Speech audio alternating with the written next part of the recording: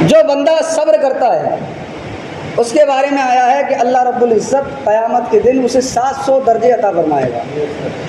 اور ہر درجے کی مقام فاصلہ اتنا بلند ہوگا کہ جیسے زمین اور آسمان کے درمیان فاصلہ ہے،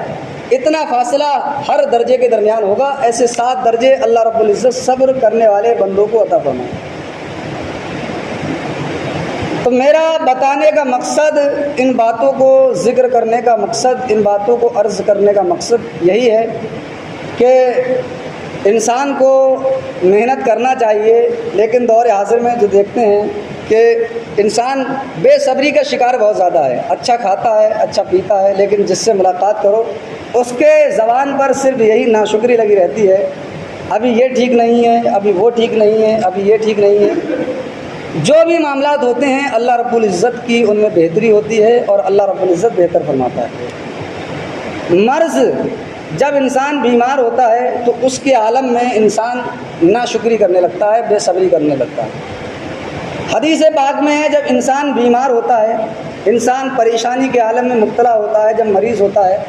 اور اس پر بھی پریشانی کے عالم میں اللہ رب العزت کے شکر کو ادا کرنا نہیں چھوڑتا ہے، صبر کے دامن کو اپنے ہاتھ سے نہیں چھوڑتا ہے، تو اللہ رب العزت جو فرشتے اس کے کاندھوں پر رہتے ہیں، دائیں کاندھے پر نیکیاں لکھنے والا اور بائیں کاندھے پر گناہ لکھنے والا جو فرشتہ رہتا ہے، تو اللہ رب العزت بائیں کاندھے والے فرشتے کو حکم دے دیتا ہے کہ اس کے گناہ لکھنا بند کر دیے جائیں، اور نیکیاں لکھنے والے فرشتے کو حکم دیتا ہے کہ اس کی نیکیاں لکھی جائیں، کیونکہ پریشانی کے عالم میں ہے، پریشانی میں مبتلا ہے، اس کے باوجود بھی صبر کر رہا ہے اور میری نعمت کا شکر کر رہا ہے، تو اس کے گناہوں کو لکھنا بند کر دیا جائے اور اس کے حق میں نیکیاں لکھنا شروع کر دی جائیں۔ ایسے ہی جب انسان بیمار ہو جاتا ہے، حالت مریض جب مرض کی عالم میں مبتلا ہوتا ہے، تو حدیث میں آیا ہے جب مریض کے پاس جاؤ تو اس سے کہا جائے کہ وہ تمہارے لیے دعا کرے، کیونکہ مریض مرض کے عالم میں بھی اللہ رب العزت کو جب پکارتا ہے تو یہ ادا اس کی پسند آتی ہے کہ یہ پریشانی کے عالم میں بھی صبر کا دامن نہیں چھوڑ رہا ہے، اللہ رب العزت کو یاد کر رہا ہے، تو حضور نے فرمایا اس سے کہو اس وقت اس کی دعا جلدی قبول ہوتی ہے کہ تمہارے لیے وہ دعا کرے۔ تو ہمیں ان باتوں سے اپنے دل سے سوچنا چاہیے، اگر کوئی شخص بیمار ہے یا کوئی شخص کسی کے پاس اتنی دولت نہیں ہے، اگر وہ ناشکری کرتا ہے اور چوراہوں پہ کھڑے ہو کر کے دوسروں کو سناتا ہے تو اس سے اس کی ناشکری دور نہیں ہوگی، بلکہ ہونا وہی ہے جو اللہ رب العزت نے اس کے ساتھ معاملہ جو ہے لکھ دیا ہے۔ کوئی بھی پریشانی ہو، کیسا بھی معاملات ہوں، ہمیں ہمہ وقت اللہ رب العزت کو فراموش نہیں کرنا چاہیے، اللہ رب العزت کو ہمیشہ ہمیں یاد رکھنا چاہیے۔ حضرت زکریہ علیہ السلام اللہ رب العزت کے نبی ہیں،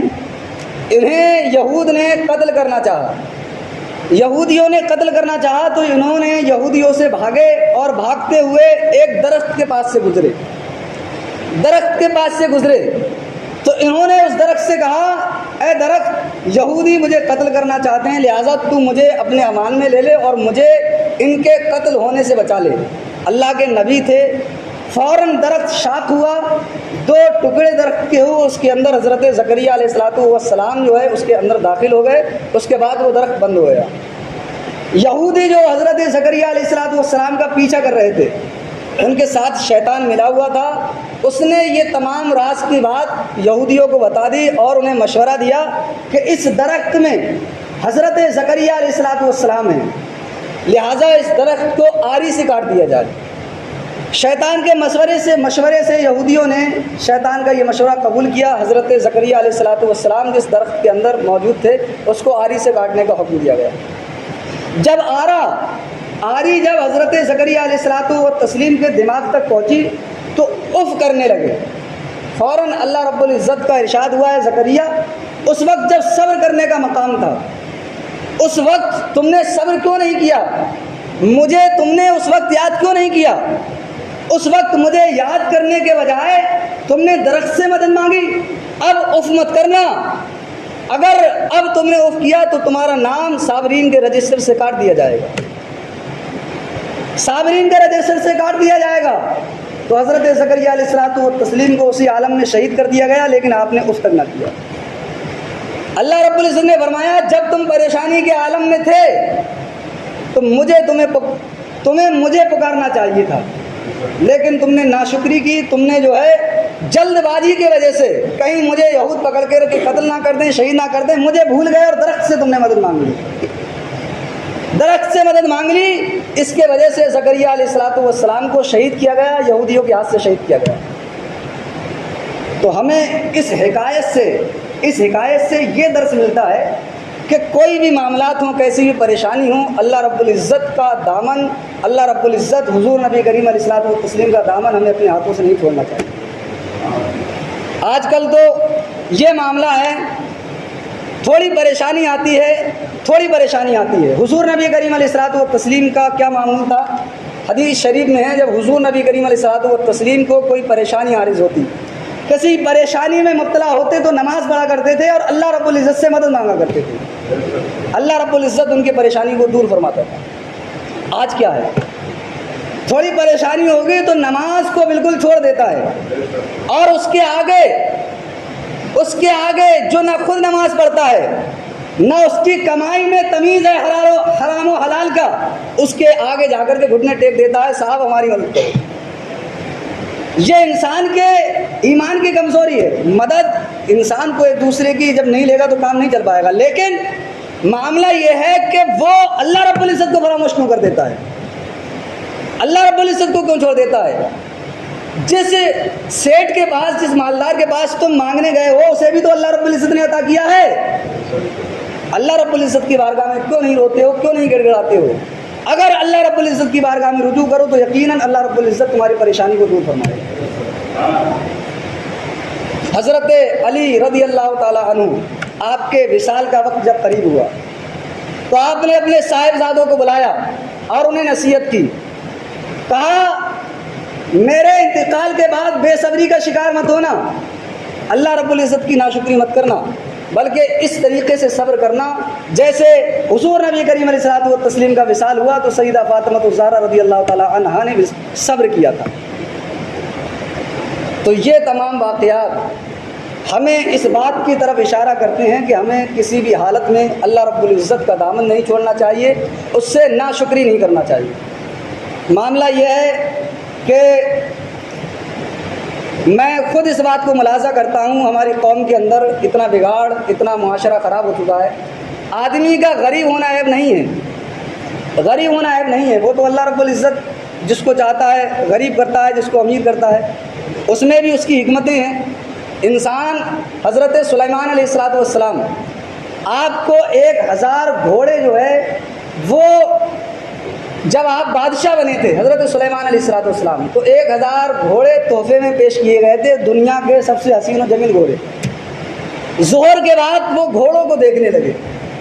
لگے ایک سے ایک بہترین گھوڑا، یہاں تک کہ اتنا مشغول ہو گئے وہ عصر کی نماز تک حضرت سلیمان علیہ السلام کی فوت ہو گئی۔ جب دیکھا کہ عصر کی نماز فوت ہو گئی تو حضرت سلیمان علیہ السلام نے تمام گھوڑوں کے لیے حکم دیا کہ ان گھوڑوں کے ٹخنے کاٹ دیے جائیں اور انہیں شہید کر دیا جائے۔ پوچھا گیا غرض کیا ہے، وجہ کیا ہے، گھوڑوں کو شہید کیوں کیا جائے گا؟ تو کہا جب تک میرے پاس مال نہیں تھا، دولت نہیں تھی، اللہ رب العزت کا شکر ادا کرتا رہتا تھا، اس کی نعمت میں لگا رہتا تھا۔ آج ان گھوڑوں کی وجہ سے، اس دولت کی وجہ سے میری نماز عصر قضا ہو گئی ہے، لہٰذا ان گھوڑوں کو شہید کر دیا جائے۔ جب اللہ رب العزت کے لیے کوئی بندہ کام کرتا ہے، خالص اللہ رب العزت کے لیے کرتا ہے، تو دیکھیں سلیمان علیہ السلام سلیمان علیہ السلام بادشاہ بنے تھے تو انہیں گھوڑے پیش کیے گئے تھے صبر کرنے کے لیے، لیکن انہوں نے اللہ کی محبت کے آگے گھوڑوں کو شہید کروا دیا۔ اب اللہ رب العزت نے سلیمان علیہ السلام کی اس ادا کو پسند فرمایا اور یہ حکم دیا، اب تک تو سلیمان کو گھوڑے دیے گئے تھے سواری کرنے کے لیے، لیکن اس نے ہماری محبت کے آگے گھوڑوں کو بھی شہید کر دیا۔ اب اسے ایسی سواری دی جاتی ہے جس سواری کا آج تک نہ کوئی مقابلہ کر پایا ہے، نہ ہی قیامت تک کر پائے گا۔ حضرت سلیمان علیہ السلام کو ہوا پر حکومت دے دی گئی، وہ گھوڑے تھے چل کر کے سفر کرتے، اب ہواؤں کو حکم دے دیا گیا، جہاں سلیمان علیہ السلام گئے ہوا وہاں سلیمان علیہ السلام کو لے جا کر کے پہنچا دے۔ یہ اللہ رب العزت نے اجر عطا فرمایا اپنے نعمت کے شکر ادا کرنے کا، نعمت کے شکر ادا کرنے کا۔ ہم کیا ہیں؟ جس سے پوچھو اچھی خاصی دال روٹی کھا کے آ رہا ہے تو اسے اس بات کا غم نہیں ہے دال روٹی کھائیے، اس بات کا غم ہے کہ اگلا جو ہے گوشت کیوں کھا رہا ہے۔ چٹنی کھا کر کے آیا ہے، اس بات کا غم نہیں ہے کہ چٹنی کھائیے، اس بات کا غم ہے کہ بڑا بھائی دال روٹی کیوں کھا رہا ہے۔